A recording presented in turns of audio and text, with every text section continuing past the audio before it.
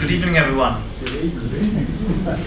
Thank you all for coming. This is a very nice turnout. I'm very happy that you're all here. And I'd like to thank the Institute and the organizers for making all this possible and for all the work that has gone into this. Now, for the next 40 minutes or so, I will try to give you a bit of a historical background to some of the things that you see on TV and read in the newspapers, and hope to explain some of the underlying causes of this kind of Sunni-Shia split that we've seen particularly over the last couple of years, because I think it is quite important that we look at this in historical perspective, so that we don't fall into the trap of thinking, well, since time immemorial, these people have somehow, killed each other, and they're so very different from us, and that's just how it's always going to be. So, without further ado, I will start. So, the rise of sectarianism, I think, cannot be explained without looking at the political sociology of the different religious groups in the Middle East, and I will explain what I mean with historical political sociology, with particular reference to the Levant, to Iraq, and the Gulf. And while I didn't know that there are some maps over there, which are much nicer, so I didn't have to prepare anything here. But you will notice that some of the colors are similar, but I think there the colors signify agricultural regions and mountains, whereas here they delineate the different kind of communal and sectarian groups that live in the Middle East. So green would be, dark green would be for Shia communities, and light green would be for Sunnis. So it really, and this map kind of shows you the complexity already of kind of the kind of map of the religious communities and the boundaries of the modern nation states, which, as you can see, do not necessarily correspond to kind of the religious and ethnic makeup. But more about that later. So I will first of all define the concept of sectarianism, and then point out to a number of structural changes that have given rise to sectarian politics, such as the failure of secular ideologies, as has been mentioned, the emergence of Shia identity politics, the rise of Sunni political Islam, as well as the rise of identity entrepreneurs and the internationalization of communal conflict. I think that there are a number of developments that we're looking at that are much more global in perspective, but that also affect the modern Middle East and have enabled the rise of this sectarian conflict. These are, for example, the waning sovereignty of the nation state, the declining trust in political institutions, the erosion of established political parties, the rise of identity politics, as well as social, political, and economic processes associated with globalization. Sectarianism is, I would argue, in part an outcome of these processes as well, and has to be understood in its social, political, and international context, rather than by looking at religious debates per se. So in many ways, it is something that is, we can see similar kinds of identity politics in other places in the world, not just in the Middle East. But when we look at the Islamic world now, I define sectarianism as the rise and politicization of Sunni and Shia Muslim identities. So I won't be talking much about Jewish identities or Christian identities or other religious minorities, because at the moment the main kind of fault line is within Islam, and that's also different from earlier periods in many ways. But we need to be aware that we don't use sectarianism as a catch-all explanation for very different kinds of processes. So in English, sectarianism is often used in various ways and can mean a lot of different things.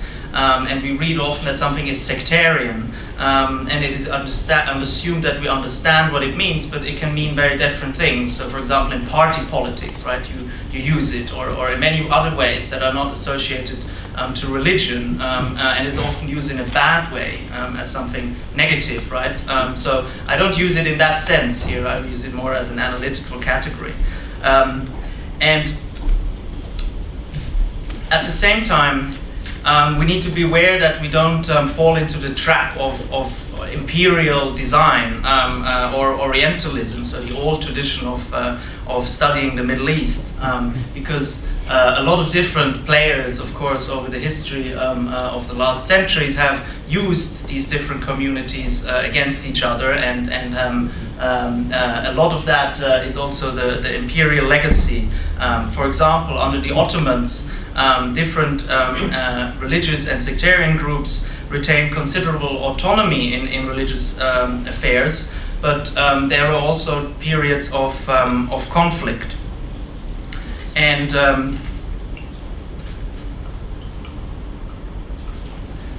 today, authoritarian rulers and kings and so on still use kind of the idea that there are all these different religious communities, and that one poses a threat to the other to justify their rule. So what they would usually do is perhaps scare the majority that there is a violent minority that has some links to foreign countries, and therefore will somehow be able to take over the state. And depending on which country we're talking about, these can be very different sects or ethnicities. So we see this happening in Iraq, in Syria, in the Gulf states, in Iran, and so on and so forth. Now, the idea that there are these religious minorities is, of course, true. As you see, the map is kind of showing that to a certain extent the Middle East is a mosaic of religions. But this was kind of the old language that was really used also particularly under British imperial rule. So, as you will remember, Iraq in particular was a British ruled territory, and to a certain extent, a lot of the kind of problems that we face today cannot really be understood without reference to this. So the French institutionalization of sectarianism in the political systems of the Levant, for example, did much to ensure that politics would later on be channeled through the socio-political structures of sects. So the French, which had the mandate for Syria after the First World War, helped to bring about an Alawite state, which lasted from 1920 to 1936. In these kind of areas where there are a lot of Alawites being a subsect of Shiism. They also recruited many Alawites and members of other minorities into special branches of the army and the security forces, which ensured that after independence of Syria, these minorities were in a strong position. Hafiz al-Assad and his allies eventually managed to get political power through military coups. Hafiz al-Assad being an Alawite officer and leader of the Ba'ath Party. And we're grappling in many ways with the results of these policies until this day.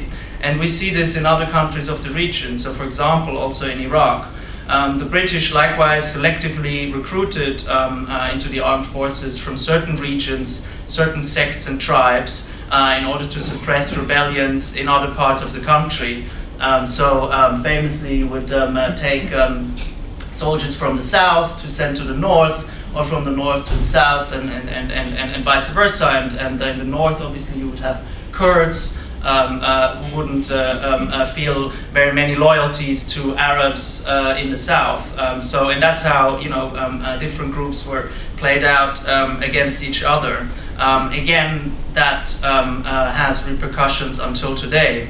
But in Iraq, I think it was mainly the US-led intervention in 2003 that deposed Saddam Hussein and dissolved much of the state institutions and the Iraqi army, and eventually brought Shia Islamist parties to power through elections that really unleashed many of the kind of animosities that had before been more kind of suppressed. So the strengthening, I would argue, of various minorities in the Middle East, as well as the invention of the very concept that a minority and a majority in a particular country exists, had a profound impact, and I think directly led to this kind of sectarian conflict. At the same time, there were, over the last couple of decades, developments within Islam, so kind of the rise of political Islam, both on the side of the Shia Muslims as well as amongst Sunni Muslims. And the rise of political Islam and Islamism in many ways is also a key factor that led to this kind of sectarian conflict. Because obviously, if your main identification is with an ethnicity or with a language or with a state, then what exactly your particular interpretation of religion is not so important. But if you take your religion as your main identity and try to build a political project based on this identity, then the question of which kind of religious group or which kind of Islam you espouse becomes very important, and that I think directly also leads to this kind of sectarianism. So on the Shia side, you had, particularly since the 1960s and 70s, and then symbolized in the Iranian Revolution of 1979, you had really profound shifts in the ways in which Shia Muslims understood themselves and understood their collective political identity. So you have the rise of Shia Islamist parties that wanted to strengthen Shia communities as a group, and at the same time want to implement their vision of an Islamic state. So you had the Iranian Revolution, you had Iraqi Shia parties such as the Dawa Party, Hezbollah in Lebanon, and other groups like that in Afghanistan and Pakistan and in other places, who all, to a certain extent, really changed the ways in which Shiism was understood. Before this period, Shias were generally seen as more kind of quietist Muslims. I mean, it's very big generalizations here, but they didn't really rule in any of the states outside of Iran. Now, over the last couple of decades, we have seen a profound change. So, Shia coming to power in Iraq, holding a lot of power in Lebanon, and kind of sects of Shiism, having quite a lot of influence in Syria and other places, and also in the Gulf, which was kind of my area of expertise mainly. You had the rise of kind of political movements amongst Gulf Shia, who you can see are concentrated on the Arab side of the Gulf here in some of the Gulf Cooperation Council states. Particularly in Kuwait, in Saudi Arabia, and in Bahrain.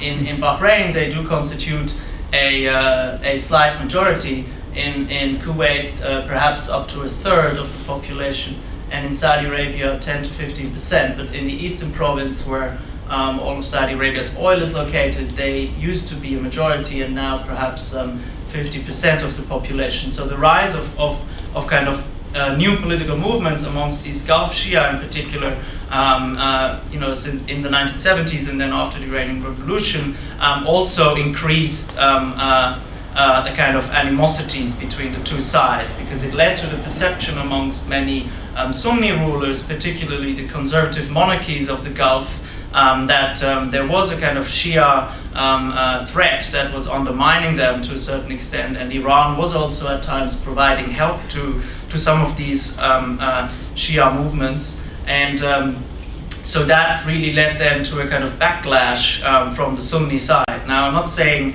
one group was earlier than the other. They're both kind of roughly at the same time starting to develop kind of distinct communal movements and kind of starting to target the other group with kind of hate speech. But we have also seen a clear rise of Sunni extremist movements whose main aim is kind of to counter Shiism. And they go as far as saying that Shias can be killed, it is legitimate to kill them, And we've seen the spread of such movements really across a whole range of countries, including obviously in Iraq, now in Syria, but also in Afghanistan, Pakistan, and other places.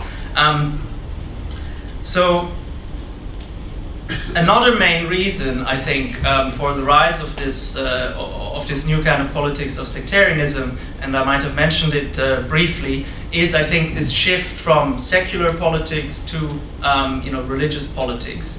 And if you looked around the Middle East in the 1950s or even 1960s, perhaps some of you will remember, there was the main kind of things going on were the rise of Arab nationalism, people like Nasser and even Gaddafi and other people, coming to power through military coups, and they were basically locked in a kind of Arab Cold War, whereby these kind of new kind of officers tried to establish Republican regimes which were mildly socialist but aligned to the Soviet Union. And on the other hand, you had the conservative states, mainly the Gulf monarchies, Jordan, also Iran under the Shah, who were aligned with the United States in the Cold War.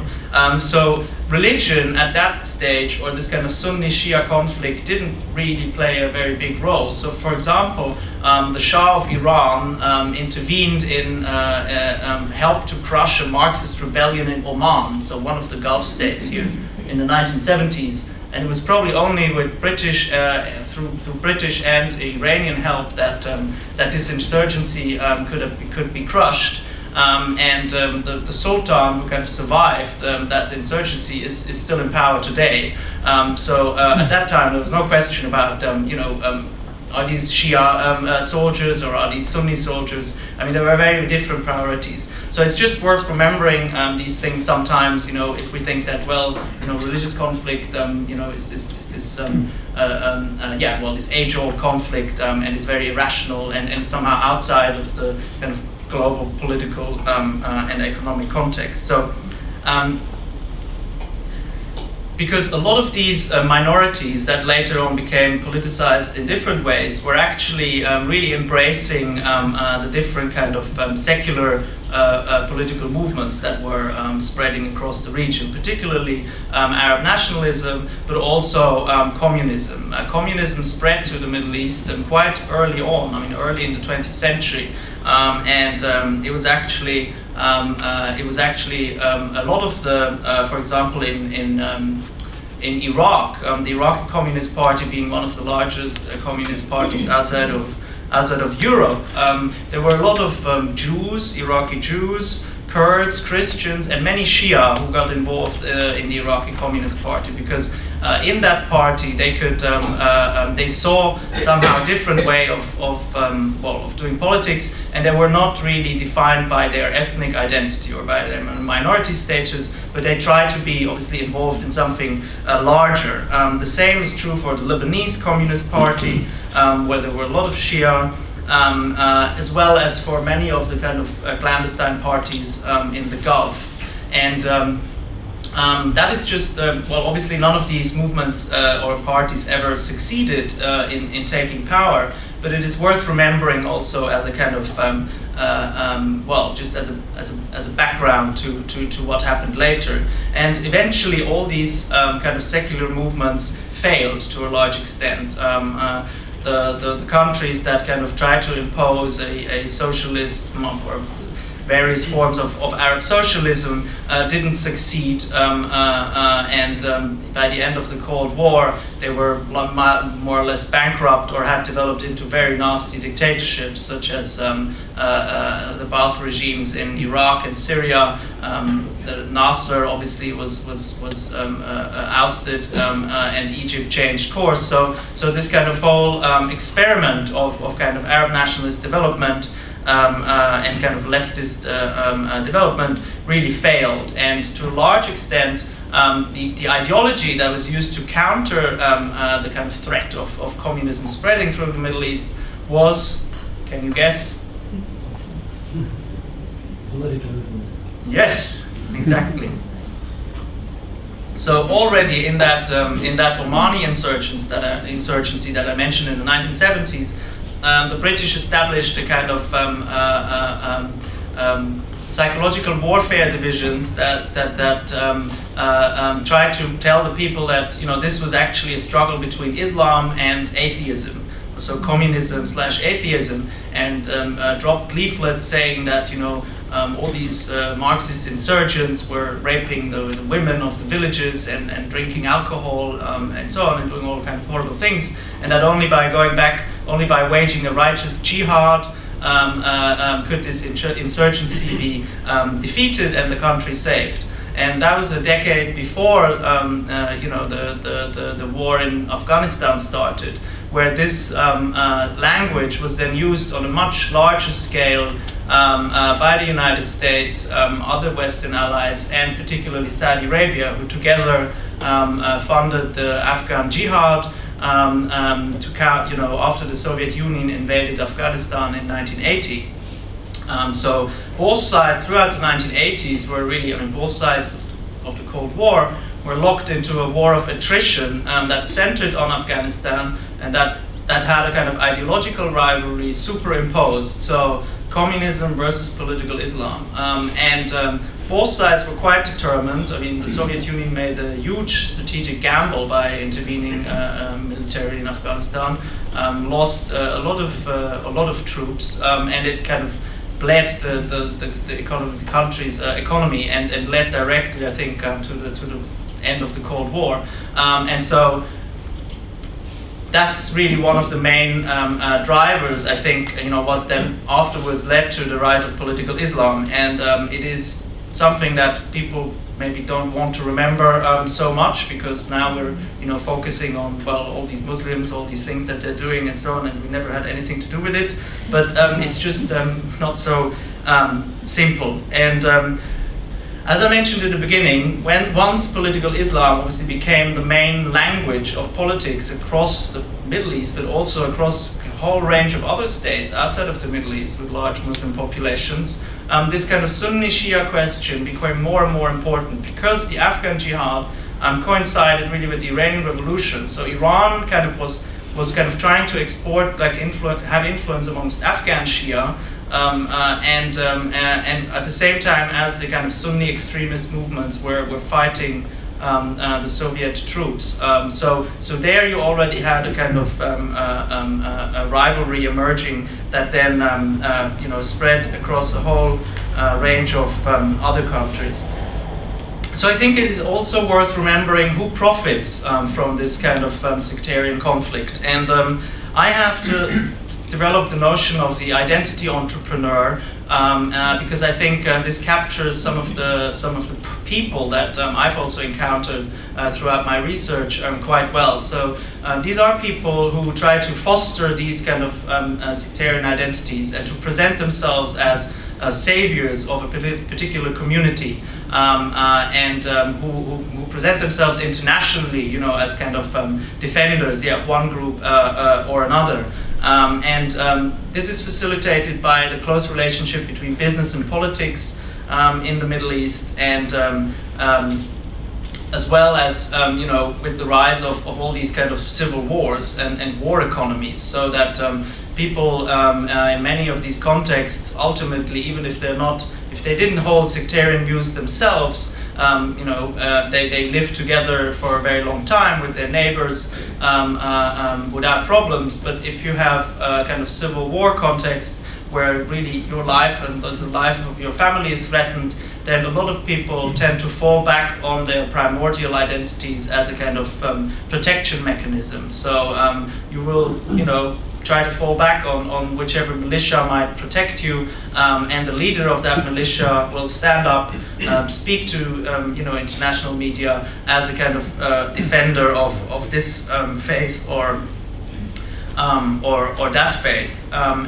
This has struck me through field work in a number of countries, but particularly in some of the Gulf states, where a lot of funding for obviously for the Syrian civil war and for the Iraqi insurgency and so on comes from. So you have people who for example, control newspapers or TV channels, in the Gulf or in Iraq, and they will report on these conflicts from a very one-sided view. And then you switch the channel, and you see one group is described as revolutionaries in one channel, and in the other they're the oppressors, and they're the other people are the kind of liberation fighters, and so on. And so I think all these people could, to a certain extent, I mean, the leaders of these groups, as well as clerics who fuel this, could be described as sectarian identity entrepreneurs. And I just want to conclude by saying a couple of things about a couple of other key factors that I think are crucial. I mean, I think to a certain degree, the rise of this kind of sectarian hate speech and so on is also really the result of a crisis of religious authority in Islam, because obviously if you had senior clerics who would basically say, you know, we accept the other religion, and you can have political conflicts, but don't let religion be used in these political conflicts, then I think things wouldn't be as bloody as they are. And actually, going back to the 20th century a bit, at the middle of the 20th century, actually the kind of most senior figures of Sunni Islam, of the different schools of Sunni Islam as well as Shia Islam, met repeatedly in different countries and actually agreed to kind of resolve their doctrinal differences to a certain extent. And Al-Azhar University in Cairo, which is the most important university for Sunni Muslims want to study religious law, actually accepted Shiism as a valid school of Islam and said, yes, you can be a Shia and you are also recognized as a Muslim according to Islamic law. And this was actually a path-breaking development. So to a certain, and on the other hand, the most senior ayatollahs of the Shia world also accepted accepted a lot of got on very well with the Sunni leaders. So on a doctrinal level, I think these issues are to a certain extent resolved. Now, what has happened over the last decades is this kind of rise of political struggles that use religion, and the rise of other things such as the internet, social media, and so on. So which allow more junior clerics who might not have such a strong position in the traditional institutions, so who in the old days no one would have listened to them. They could have published a polemical book somewhere, but no one would have read it.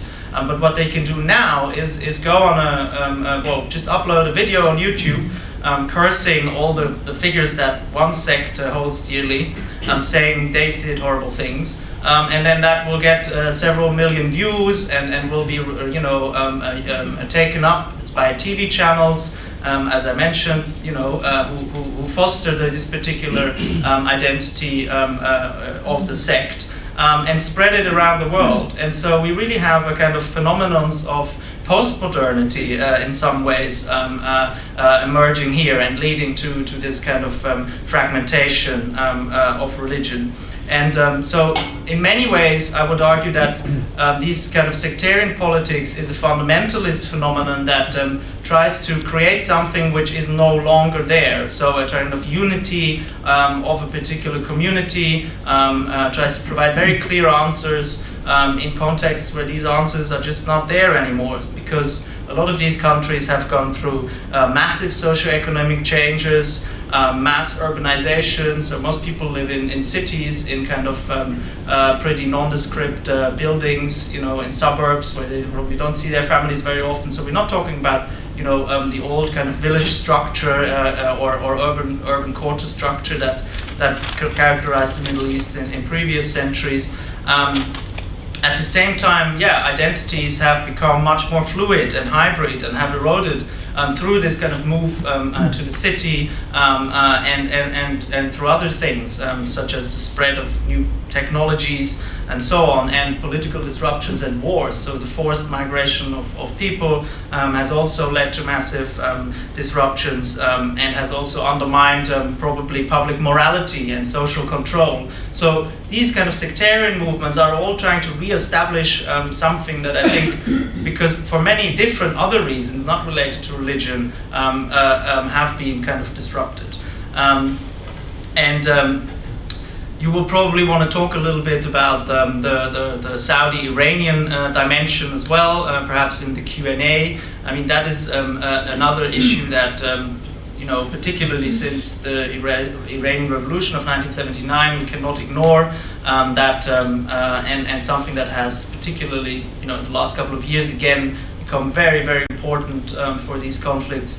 The fact that Saudi Arabia and Iran are now presenting themselves as the defender of Sunni Muslims, in the Saudi case, and the defender of Shia Muslims in the Iranian case. And both these countries are now locked into struggles, not yet in a direct military confrontation, but in pretty serious proxy wars across a number of countries. And the ideological dimension of that conflict is quite serious, because it uses these it uses the sectarian and religious dimension to kind of, as a foreign policy tool. And both these countries have very large resources at their disposal. Saudi Arabia probably even more, but Iran has a bigger population and and has quite a lot of soft power elements in there. So you really have a quite epic battle going on, and we don't really see the end of that conflict yet. So it is always worth remembering that a lot of the localized conflicts, which might have been about very different things, which might have been about land, or there was a corrupt governor that people didn't like, or could be all kinds of things that lead to kind of local protests or so. But in the situation that we have today in the Middle East, this immediately then gets blown up and becomes kind of related to this kind of larger struggle, and that's how it ends up in the media. We just, if someone gets shot somewhere, we don't ask the question what were the local reasons. It's always like, some Shia were killed, or some Sunnis were treated badly.